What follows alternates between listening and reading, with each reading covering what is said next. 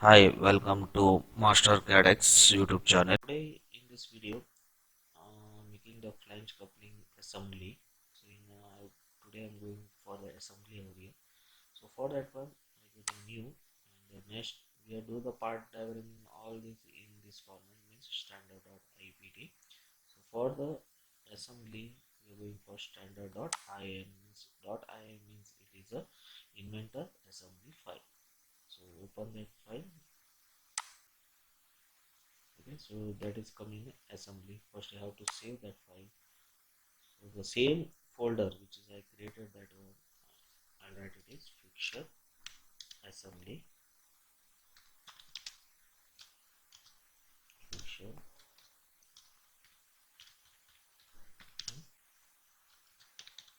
assembly. So this is my file name. Okay, so that whatever the file name is given, it is fixture coupling assembly. So in the tutorial we discuss this, what is the place, okay, what is the meaning of that is a constant and assembly area. So now I'll go for the place. The first part of the diagram is, which is this is my first part. So in the first part, I'll take it is a flange. I'll call that is a flange coupling.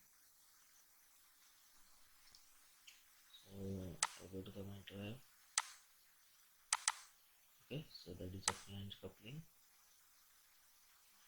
Open.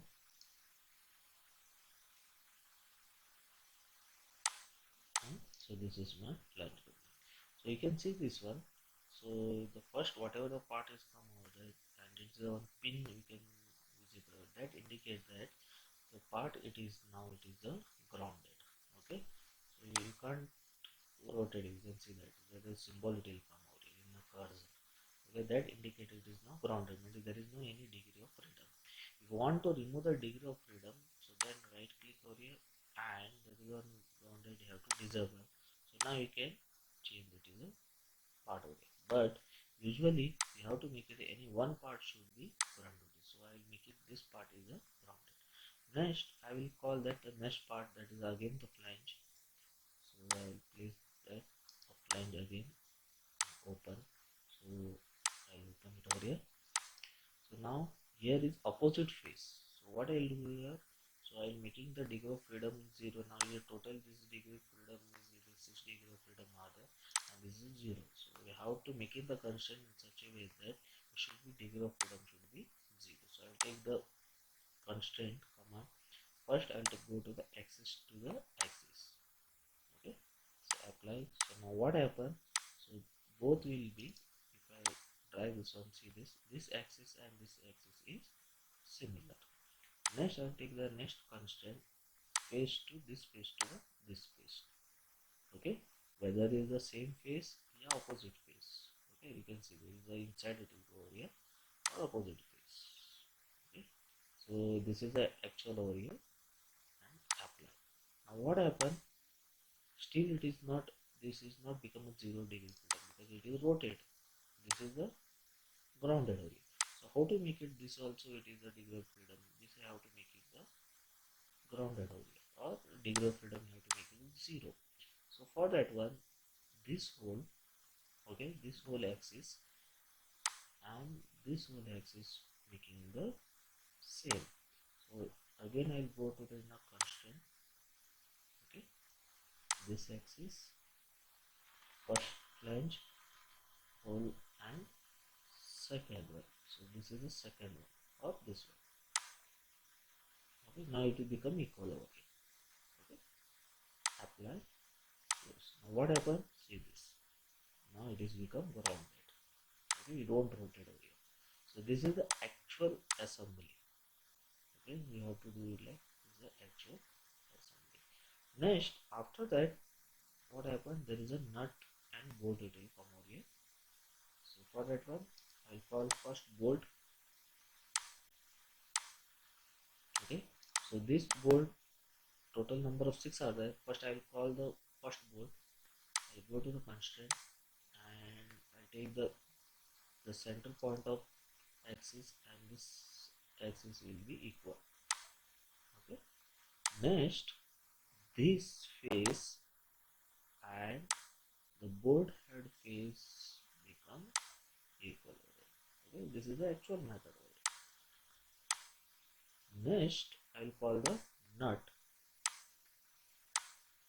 Okay, I'll call in only one because the number we can call over here, but it's not required. Okay, only one nut is required over here. For that one, I'll go to the this nut will go to the see this axis to bolt axis are equal. Next, this nut up to the will touch to the this face, right? So what I'll do over here, I'll select this face, nut face, and flange face. So this is the maximum it can go over here practically. Okay? So this is the actual assembly of nut and board over here, and that will be repeated to the in remaining boards. So for that one, either you can call every time nut and board and you are making the assembly, or here also there is a one option also provided, that is a pattern option, which is discussed in even in a part diagram in a 2D sketch and 3D. So here is a pattern. In a pattern there is an option which this is a circular type, so there is a circular pattern. The option it will come over here, so which it will be rotate. So now it will rotate, this one will be rotate and this one also rotate. So what I'll do over here, I'll press the control and both, means now it is selected, both will be selected. Now they are asking that it is the axis direction, so I can go for the origin and I'll select the axis. Okay, so I will this axis, it will rotate from here. This is a wrong method. Okay, you can see this, it will rotate from here. This is a wrong method. So what I'll do over here, I'll change the axis, to over here. So this is the actual method. Now what happened, they are asking that the number of bolts. So number of nut and bolts are there, total is 6. Okay, and what is the total angle? It is 360. No, that is a wrong method. So total are there, asking that you can see the symbol over here, means from here to here what is the angle. So total 360 divided by 6 means it is become 60. So you have to give it is 60. Okay, and press OK. So this is the within a second we can create is a assembly of nut and bolt. Okay, or alternative method is a traditional method. One by one you have to call and you have to making the assembly and nut and bolt. It take the time. Within a short period we can go for it is a pattern command over here. This is a final assembly. Okay, save this file. Okay, today we complete this is a assembly file, how to make it that one. In next we are going for it is a how to make it a drafting. So thank you for watching. Please subscribe my video for further videos.